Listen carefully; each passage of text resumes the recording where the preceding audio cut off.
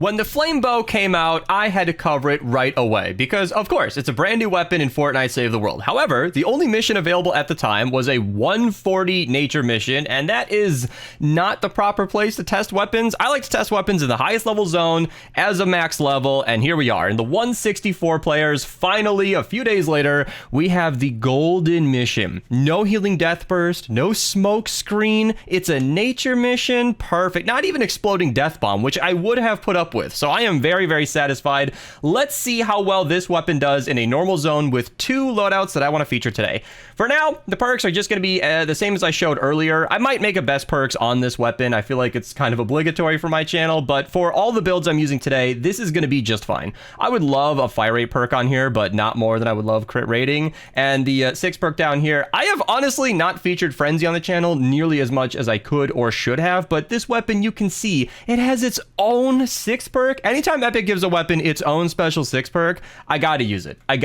So the two loadouts that I'm gonna be talking about today are pretty straightforward. If you guys have seen my best bow loadouts video, link in the description down below, you're gonna know all of this up front, which is why I'm going to go quick. If you want an in-depth explanation, that video is gonna be down below, but Rabbit Raider makes us crit harder, Totally Rockin' Out makes us crit more, Battle Beat makes us activate the team perk, Subwafers means we can actually get these in-game, activate our team perk on command, and it'll give us a little bit of consistent healing. Farah. Now, there's a lot of misinformation about Farah. When you shoot an enemy with a bow, she will branch out to do her own damage. That will not trigger the fire. That will not count as a sniper kill. So if you've ever done your sniper dailies with the Xenon bow or whatever, and you're using Farah in the lead, wondering why you're not getting your challenge done, it's because of her. So do not use Farah if you actually want sniper kills. I can actually show you guys a live example of, okay, it wasn't Farah's fault, but I ended up being 4 points short. So we're going to be working on that today. And then the bottom perks are pretty straightforward. Redline Ramirez makes snipers do more damage, easy. And while I don't 100% always recommend hybrid, in the spirit of this being a flame weapon that auto-applies affliction, I feel like extending that affliction duration does make sense. So while hybrid isn't usually my top pick for this,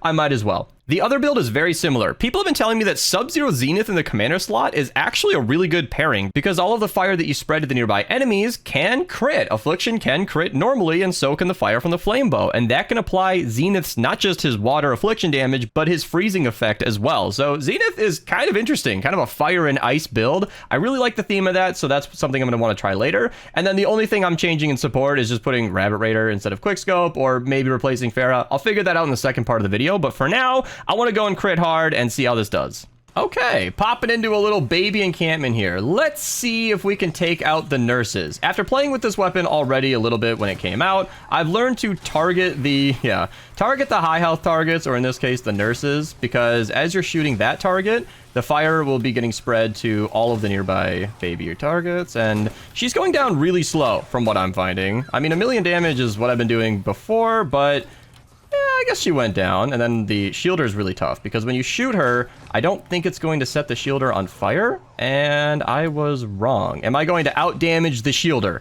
Is this weapon going to keep up? Okay, looks like I just killed the shielder with that shot. And that is something I feel like some people might intuitively know but not realize. But did you know nurses are literally programmed to be able to dodge your shots? If you look at them with a bow, they will move, and it is incredibly infuriating, and I wish that they weren't programmed that way. Nice little long-range shot here, just afflicting all these different enemies. Do they burn faster than the nurse? See, that's interesting, because it seems like the fire isn't hitting up to 6 targets. Maybe they're dying really fast? How long does that fire last? Because that should be all the enemies on fire right there. Maybe the radius is really short. See, like right there, all these enemies should be burning, and it's not going down too terribly fast. Yeah, I don't know. All right, jumping straight into the defense here. Let me explain these traps real quick. I've got a nice little area that I've blocked off. This is a 2x3. Just to prevent enemies from walking in. And then I've got tunnels on either side. Even though I'm showcasing a weapon and I want to get kills with that weapon, the flame bow is not going to do absolutely everything, and I would like to activate Battle Beat pretty consistently, Totally Rockin' Out in general. So yeah, let's see if we can find a nice group of enemies here and use this 6 perk, because that's the big thing about this weapon. Single target damage so far is unimpressive. 1 million in the crit is not a lot, and that's hardly what we're even achieving. So really what I'm after is seeing how well that flame can go to the other targets, the other enemies nearby, and do well. And it looks like you need to actually draw the bow back. Let me actually pay attention to the weapon itself. Does it flash? Because I flashed right there. And is there any indication that it's going to spread? Because I'm not seeing that constantly. So let's check that 6 perk and see if there's any information. Hitting an enemy spreads fire affliction. So I don't think you need to have it drawn all the way back because I'm not seeing it spread all the time. Maybe I am noticing it, but like that enemy didn't even get hit. And then, yeah, I'm seeing like a few enemies there. Teammates are shooting stuff, but it says up to 6 enemies. So maybe the range is really small. Maybe I'm missing something completely. Oh, you can see the fire branching out. Let's pay more attention to that, actually. So you can see the fire kind of launched over to the smashers there. So in theory, you could kind of work on 2 smashers at once. I'm seeing that that flame is not doing a lot. Even with, here, totally rocking out active and 3 smashers. It's not doing a lot.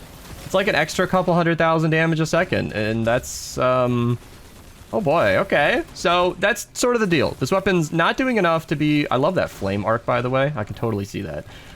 This weapon is not doing enough single target. Honestly, okay, let me just say that. Bows are not used for single target damage. Nobody uses the Xenon bow because it's a strong weapon. It's not.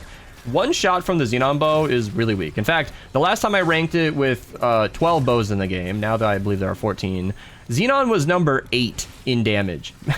That's not very high. The Xenon is well known for its pierce, its crowd clearing effects. So, for a weapon like the flame bow, the only reason I'm humoring it as a potential strong pick is because when you shoot one target, if you can shoot one target, you can spread to the other enemies nearby. And that's, barely working. I mean, that works.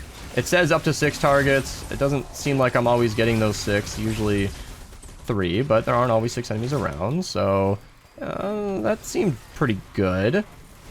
Yeah, I'm getting worried here. This is, it's working. It does damage. I mean, it does pretty okay damage, enough for a nurse, but versus a smasher, it's doing nothing. So, all right, let's try it over here. Nice big crowd. Enemies blew up, so not very useful.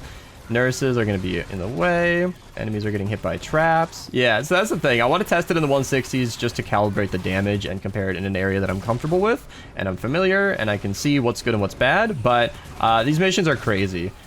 Looks like we hit like 2 enemies with that. Is there like a proximity or is it like a visibility thing? Like, does the bow need to actually see the other target? Because if it guaranteed 6 targets, that would be cool. Because when the vacuum tube bow first came to the game, it was extremely underwhelming. The vacuum tube chain lightning barely extended. It was like every 4 seconds, not every hit, and it was not good. This needs to hit more enemies. I don't think right now this is a very viable crowd clearer. I will say, with Zenith, it could be pretty good. If it's effectively spreading Zenith's 6 perk over 6 more targets than the one that you shot at, that's pretty useful. That's pretty good. But yeah, you can see the damage is taking a while just to kill basic targets. And I shoot 1 enemy and then afflict, was that 3? And then that afflicted these guys right here, I think. Nope, not even him. All right, he was right next to it. That beehive was right next to the enemy I shot. So maybe it's bugged. Maybe I'm not understanding. I could be small brain, but I'm not sure I'm understanding everything right now. See, enemies are being killed by teammates, but you can see I only afflicted like 3 there. Yeah. So I have multiple theories in the live reaction. I feel like this weapon is either not chaining appropriately, or it has very aggressive parameters. Maybe like it needs to be within half a tile or something, or it's bugged. That's possible.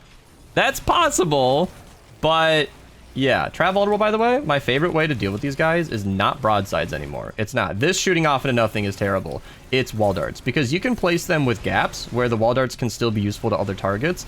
And sometimes it's hard to do this, but just be patient. If he's already standing in the middle of a bunch of traps, there's really nothing to be done here. You know, the mini boss will just die. Trap vulnerable is pretty easy to take care of. And you can see this wall dart that I placed with the purpose of killing a mini boss is now actually quite effective, rather than this broadside and this broadside and this broadside being practically useless. These shooting at each other is something, but yeah. All right, trapping tips over. Back to the weapon we're testing. So it looked like everything's dead, but here, you shoot at the big target, and then everything around it is kind of getting set on fire. Killed the propane before he blew up. Really hard to see what's going on. I am so sorry. Retrieve the Data had a lot of great modifiers, but the mission itself is very dark, and I would have loved to have recorded in a brighter setting, but it's save the world. High contrast is what this game's got going on. Big crowd over here. I missed completely. Let's try again here. So focusing on the frozen fatty.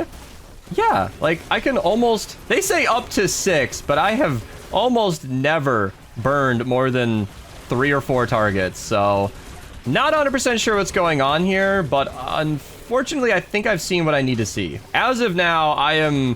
Okay, again, this could be fixed at any time. Maybe I learned something new, but I'm feeling like it's a C tier weapon. I mean, obviously it works. If you really like the flame bow and you want to do the damage, it's functioning. It'll kill the enemies. It'll work.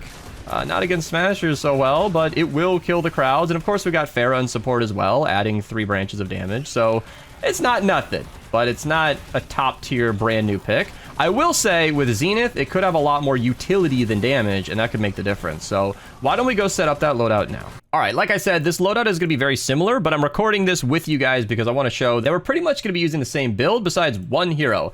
I don't think Farah is going to be helping us out at all. With a Sub-Zero Zenith build, you're not really trying to kill the enemies ASAP as possible. You're just trying to freeze them in place and then watch them decay slowly. So I feel like Rabbit Raider doing more damage when they're frozen is useful. Farah doing a little bit of side physical damage to the nearby targets that doesn't do any extra crit or any affliction is kind of counterproductive. So Rabbit Raider will at least make our crits do more damage, and when they're frozen, they'll be getting sapped away. Sniper damage, affliction, the rest of this is completely the same. So that's it. Let's hop in and see if this weapon is a little bit better as a utility pick. All right, I wanted to cut to the defense, but I feel like an encampment is a pretty good place to test this. So let's see how it works. We freeze a target, nearby enemies get frozen. And it's kind of funny when the target doesn't freeze, but the nearby affliction does freeze everything else around it.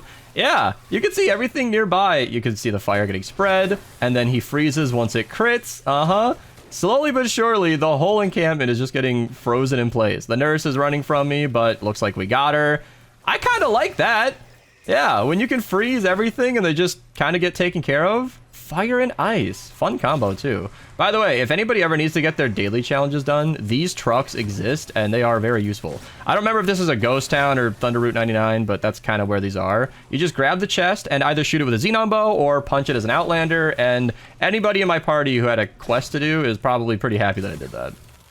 Nice. I don't really know why there's no visual way to see the elements, by the way, but I almost just built out of my nature stealing electric fields. The one tip I have is to have differentiating numeric values for the size of your stack. So in my case, the higher is this one. So if you ever run out of resources, just craft the ones that you need, or if you can't tell the difference, just craft the one you need, and then pay attention to the number that it is, and you'll be able to play with the correct one. I did mock up a little visual thing and I sent it to Epic, so if that ever gets added to the game, I will now take full credit, and Epic does whatever I say. Okay, that's a joke. They don't do that. They do take feedback, and if you post anything on Reddit that gets really popular, they'll hear that, but just saying, I feel like it's a good idea. And this is cool, by the way. You know, for a weapon that doesn't do a tremendous amount of damage, the fact that you can just take Zenith, leech his ability, and freeze everything in place, that is an extremely effective way to take advantage of the flame. I love that, by the way. I've been saying it fire and ice, but like literally, you're freezing enemies, the fire is critting, and then, wait, no, you're burning enemies, then that fire is critting to freeze the target. Like, it's like a cold snap. I dig it. These guys want to start the mission. We have like 7 traps down. I'm not ready. Okay, here, let's do this. They're not shooting the balloon down. Oh, they shot the balloon down. Okay. Let's do this. Yeah. And then I want to be on that. There we go. I'm fumbling. Okay, let's just get a few of these down. Tire placed directionally is very effective. Getting battle beat active is important to me. Let's edit that away. A teammate's already doing it, and then we don't have anything to funnel, but we can go over here, find the corner of my traps, do this, do that, and we don't want to go too far, but I do need ammo. I'm recording a video, of course. You got to do this, just circle it around, do that, shoot the one enemy that made it in. Here we go. All right, it looks like the enemies are targeting through this anyway, so I'm just going to abandon my build.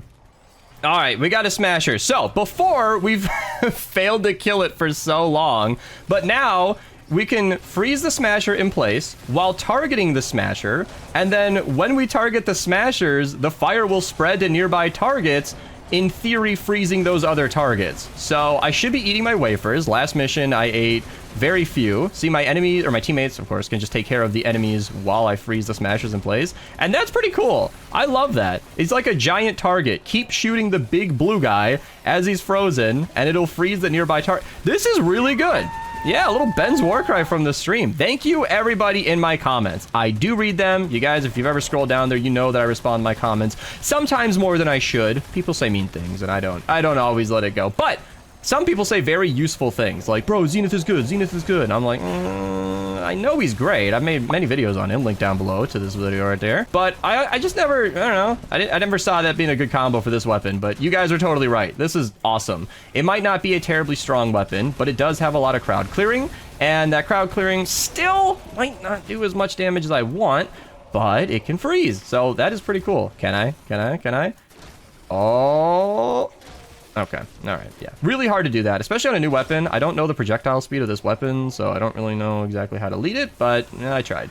You miss 100% of the shots you don't take. Michael Scott, Wayne Gretzky. Why? Why am I so bad? That was all skill. There's no bug in there. I just missed. Look at that. Teammate mowing him down. I hear that Scourge. Is he using the crack shot build? Link that video down below. So, we see, there we go. He comes in, he spawns, you freeze him in place, and he's pretty much perma-stalled. Not necessarily, but there are two things at play there. There is a sneaky reason and a normal reason. So the normal reason is that because your affliction can crit, it can happen so that your weapon or Zenith's affliction can just refreeze the target, kind of creating a permanent loop. The sneaky reason is that it's been known by bug hunters in our community that Zenith is freezing for a while. So the water affliction for 3 seconds is like 14 seconds. It should not be happening as long as it does. Thank you, Crazy Pat. You've immortalized your Prime sub into a video. So if anybody watching this on YouTube wants to come over to Twitch and give me their Prime sub, did you guys know you can subscribe for free if you have Amazon Prime? You should come try it out. It's awesome. I actually get the money from that like it's a normal subscription, and it costs you nothing. If you're paying for Amazon Prime, you already have that. You got it right there. It doesn't need to go to me, but it should go to someone. If you want to sub to your friend who just made it to affiliate, that's cool too. They will appreciate it, but look at that. Freezing...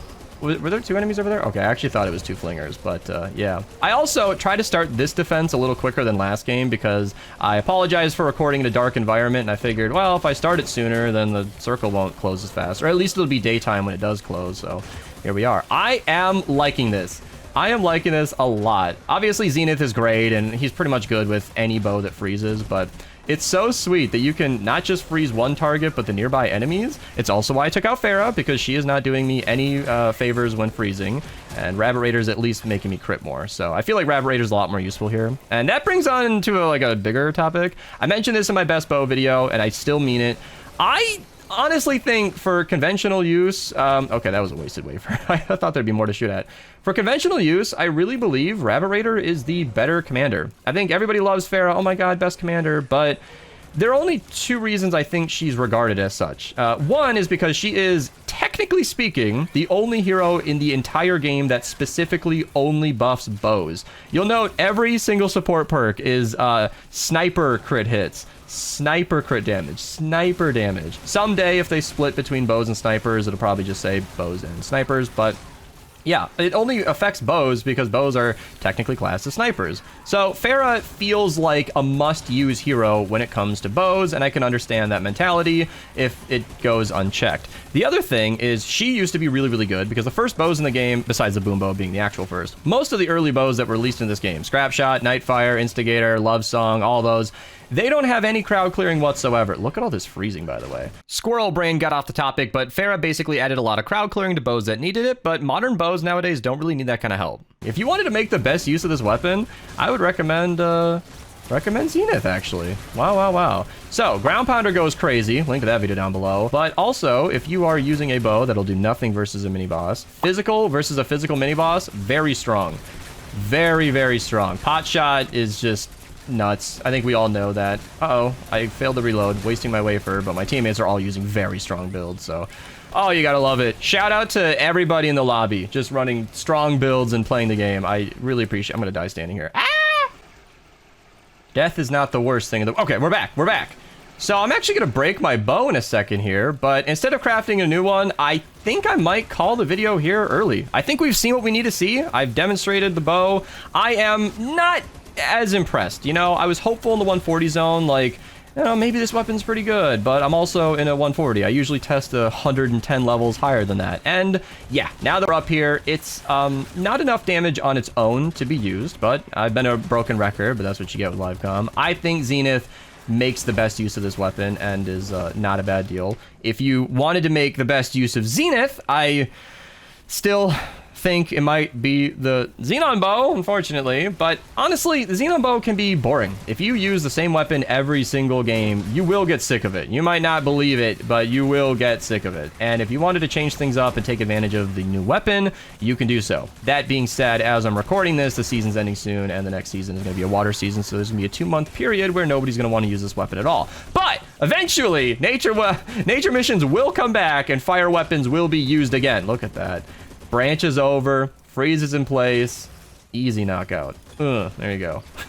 So, yeah, if you guys want a takedown video, comment down below. That's it for me, you guys. Thank you so much for watching. Thank you for commenting. I would have probably tried Zenith eventually, but honestly, fast-tracking this video is because so many of you vouched for Zenith, and I figured that sounds pretty cool to make a nice fire, nice build. So, that's it. I'm out of here. Goodbye. Like the video, subscribe. I'll see you guys in the next one.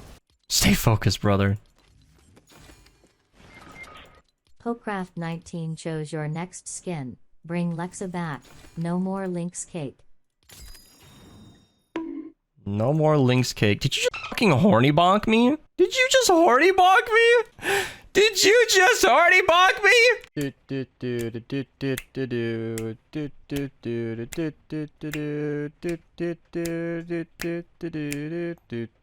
And then...